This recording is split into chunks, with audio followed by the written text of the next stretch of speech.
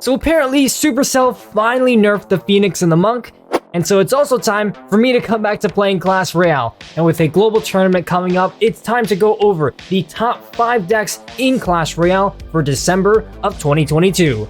Let's get right into it. Number 1, Royal Giant Control.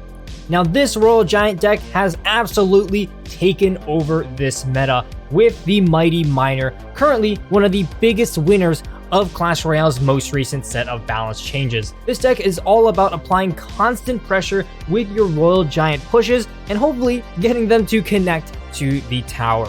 Starting things off, this deck is a bit more on the expensive side for this type of meta. Starting the game off, I will be pretty passive. Maybe I'll cycle a Log or an Electro Spirit, but aside from that, I'm really waiting for my opponents to make that first commitment. You're really focused on playing reactively and gain an elixir advantage by defending. On the defensive end, you have many options. The first of which is the Mighty Miner. This card is just so versatile. Not only is it a consistent tank killer, but it also can deal area damage with its ability spawning a bomb and destroying any sort of small units. You also have the Mother Witch as well as the Electro Wizard for crowd control, and the Fisherman can pull any sort of big tanks around the arena or to get a King Tower activation. After you successfully defend a push, if you have a bit of a counter push or just some sort of elixir advantage, well then it's time to invest in that Royal Giant offense. And with these Royal Giant offenses, there's usually 2 main ways. The first is just a Royal Giant at the bridge. If you have some surviving units, then play a Royal Giant in front and have these surviving units support that Royal Giant push. By far the most important support card that you want to pair with the Royal Giant is that Fisherman. On top of that, the Mother Witch is also extremely effective at dealing with swarm counters, spawning a ton of hogs and causing a lot more tower damage. Other than that, you can also try building up a Royal Giant push in the back. This is a method that I will generally use when I'm trying to build up a bigger Royal Giant push, trying to steamroll my opponent's defenses, and also hoping to cycle to a second Royal Giant as soon as the first one crosses the bridge. Overall, it's a very control-based deck, but after you take over the match, you should absolutely always be in the driver's seat for the game. Number 2, Hog, Mortar, Earthquake.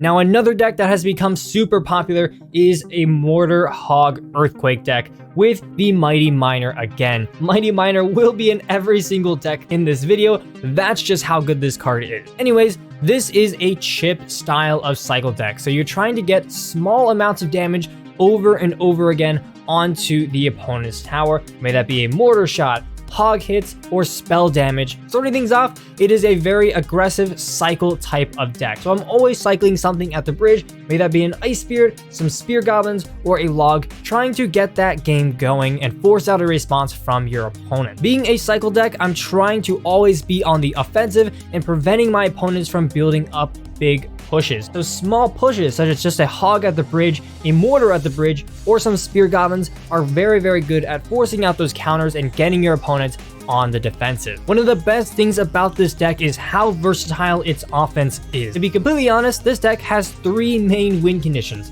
The first being the Hog Rider, the second being the Mortar, and the last one being Spell Cycle. So depending on the match situation as well as the matchup, you're able to play this deck in many different ways. If the opponent has a lot of hog counters, then you may want to rely more on that mortar at getting locks onto the tower. Alternatively, if your opponent's running a big beatdown deck, then it may be important to save that mortar to pull those building targeting units. The defense of this deck is also extremely solid, and to the surprise of nobody, it revolves around the Mighty Miner as well as the Musketeer. The only thing that you really need to note is that there is no big spell in this deck other than Earthquake, but you really want to be saving your Earthquakes for offense. So making sure you're protecting the Musketeer and the Mighty Miner with those Ice Spirits, those Goblins, as well as those Logs is going to be absolutely paramount in successfully defending your opponent's pushes. Lastly, like I said, spell cycling is an extremely effective option. The Earthquake being just a 3 elixir card, you can easily deal 400, 500, 600 damage onto the opponent's tower to finish off the match. Number 3, Bait Cycle.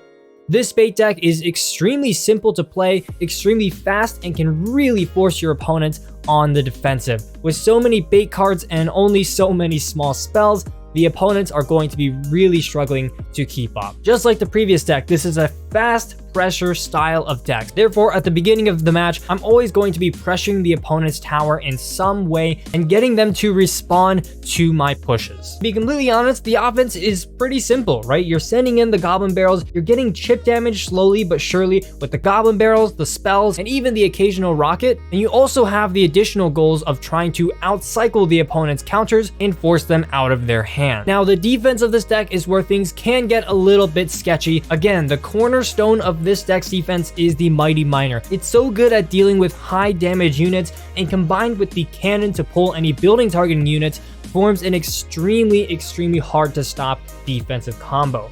On top of that, the princess can deal damage away from afar, so always be playing down your princesses in the back. And just like the previous deck, Ice Spirit, Goblins, and Log will serve as ways to protect that Mighty Miner and get it even more value. I think one thing I'm also not quite mentioning is how effective the Mighty Miner is on an offensive push. Not just played straight up at the bridge, but even after it survives a counter push. The Mighty Miner is also a mini tank and can be used to tank for your various bait pushes. Last but not least, when you're in a pinch, the rocket can come in super duper clutch, not just on defense, but on offense as well. Towards the end of the match, when you do need to start getting some tower damage, spell cycling is a perfectly viable option. And with such a fast cycle, you can deal nearly 1,000 damage onto your opponent's tower in just a matter of seconds.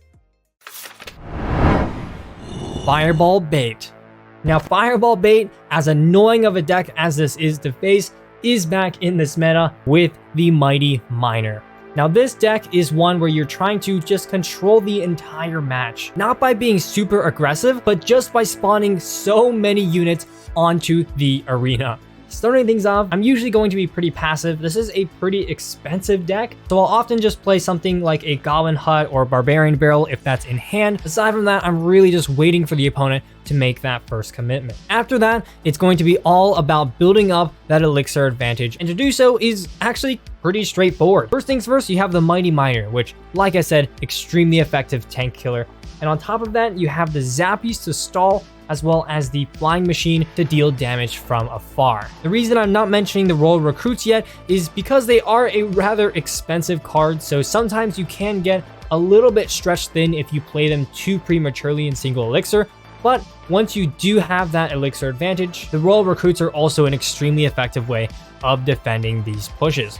On top of that, it's also very likely that you will have units surviving a defense onto a counter push. And this is where we transition to the offense of this deck. In general, you're just trying to apply as much double lane pressure as possible. With the recruits being able to form pushes in both lanes, it's very effective to create these double lane pushes that the opponent is really going to struggle to stop. And I haven't even talked about the Royal Hogs yet, which are the actual win condition of this deck. Now, for the most part, Royal Hogs are going to be played split at the bridge. With the amount of splash units in this meta, it's not safe to just blindly play all your hogs in one lane unless you know your opponents don't have any major splash counters in cycle. In addition, once you get towards double and triple elixir time, you're going to have much more elixir to play with, which is quite advantageous and allows you to build up these Royal Recruits pushes over and over from the back, just being extremely difficult for the opponents to stop. Last but not least, it's very important to not give your opponents too much spell value. With this many units weak to Fireball, you have to make sure that your opponents are not able to get that spell value that they need to beat this deck. Number 5, Miner Control. Now, once again, we have another deck with the Mighty Miner. What a surprise, this time in a Miner Control style of deck. Now, this deck is pretty straightforward. You're trying to slowly but surely chip damage away from the tower with all of your cycle units. Starting the game off, I'm always going to be making that first play, splitting my wall breakers, setting a miner in my tower, or going in with some spear goblins. Since I'm trying to chip the opponent's tower down, it's good to start that process as soon as possible. In addition to these cheap units applying pressure, it's also doubly effective because oftentimes your opponents are going to have to spend more than 2 or 3 elixir defending these chip units, right? Like if the opponent doesn't have any small spell in cycle, there's not many cards that will counter a set of wall breakers for 2 elixir or less. So that's the offense of this deck. It's time to talk about the defense. Now this is a relatively cheap cycle deck, so again, the first line of defense will always be a good offense. Sending something down the opposite lane, forcing the opponent to respond with some cards will prevent them from being able to build up a giant push that you simply won't be able to stop. However, on defense, you definitely have the tools to destroy any type of push, starting off with the Mighty Miner and Bomb Tower combination. The Mighty Miner can deal with tanks, Bomb Tower does splash and pulls any sort of building targeters, and aside from that, the bats and spear goblins can do a good amount of distracting as well as damage onto the opponent's bushes. Last but not least, the poison is also an extremely effective card to use on defense, deals more damage than a fireball, and it slows the opponent's units as well, so it's definitely a solid option that you shouldn't forget. Last but not least, once you get towards the end of the match, you can cycle these miners and the poisons extremely fast, so trying to get that damage advantage to win that overtime victory is almost never an issue. All in all, extremely solid and fast deck to play.